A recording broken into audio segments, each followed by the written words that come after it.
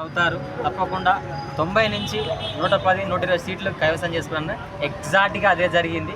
నిజంగా చాలా చాలా సంతోషం.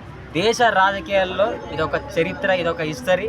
సో, భవిష్యత్తులో రాజకీయాల్లోకి రావాలనుకున్న వాళ్ళకి చాలామంది మనం చూసాం. మన ఆంధ్రప్రదేశ్లో కూడా గతంలో ఎన్టీ రామారావు గారు 9 నెలల్లో పార్టీ స్థాపించి మరి అధికారంలోకి వచ్చారు. మరి అదే విధంగా గతంలో తమిళనాడులో కూడా చాలామంది ఎంజీఆర్, జయలలిత గారు కూడా వచ్చారు. అంటే వాళ్ళు తక్కువ వయసు, వాళ్ళు ఏజ్ ఉన్నప్పటికీ కష్టపడి చేశారు. కానీ ఈయన చాలా తక్కువ వయసులో, చాలా అంటే 50 ఏళ్ళ వయసులో సో రావడం అనేది నిజంగా చాలా గొప్ప విషయం. అంటే సినిమాల్లో కూడా హిస్టరీ సాధించి వయసు ఉన్నప్పటికి కూడా ఇలా చాలా 50 ఏళ్ళలోపు సీఎం అంటే ఇంకోటి కొత్తగా చాలామంది ఏమనంటే ఇక 2 అంకెల పరిమితిగా అయిపోతారు, గెలవడు, ఇది ఏంటి నథింగ్. చాలామంది ఇలాంటి వాళ్ళు మస్తు మంది పోయారు. సో తమిళనాడులో మనం కమల్ హాసన్ గారు, రజనీకాంత్ గారు అలాంటి గొప్ప చాలామంది యాక్టర్స్, గొప్ప గొప్ప యాక్టర్స్ అందరి పార్టీలు పెట్టి వెళ్ళిపోయారు, నడపలేకపోయారు.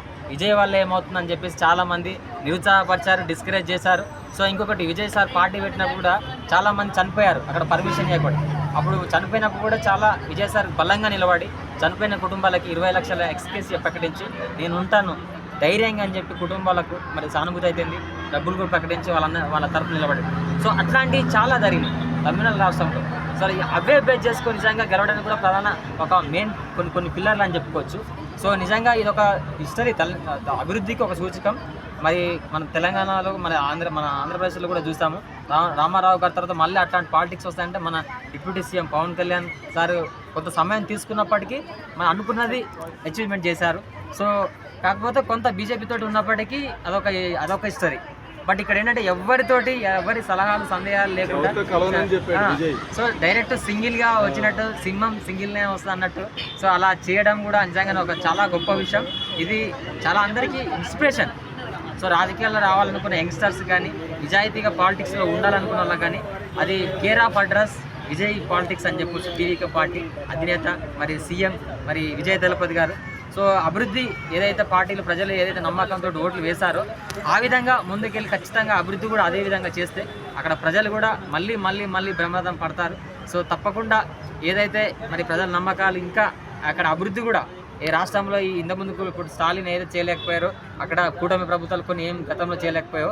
సో యువకులకి ఉపాధి, సో ఇటు ప్రజల సమస్యలు అక్కడ మొత్తం ఏదైతే ఉందో అభివృద్ధి గత ప్రభుత్వాలు చేయలేని అయితే ఏవైతే ఉన్నాయో అవన్నీ కూడా ఫుల్ఫిల్ చేయాలి, యువతకి అవకాశాలు ఇవ్వాలి.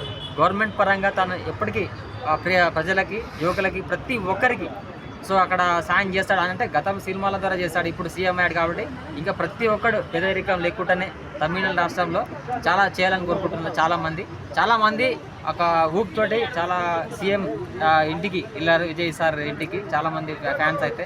సో నిజంగా వెరీ హ్యాపీ. నేను కూడా గత 2 నెలల సంది ఈ విజయ్ పాలిటిక్స్ గురించి ప్రతి ఒక్కరు చేస్తున్నారు.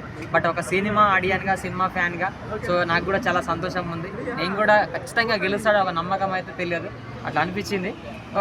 ఈసారి అనుకున్నా కానీ ఆయన బలం ఉంది, ఆ ఫోకస్ ఉంది. సో నిజంగా ఏదంటే ఇది ఒక హిస్టరీ. నిజంగా అయితే చాలా సంతోషపడుతున్నా.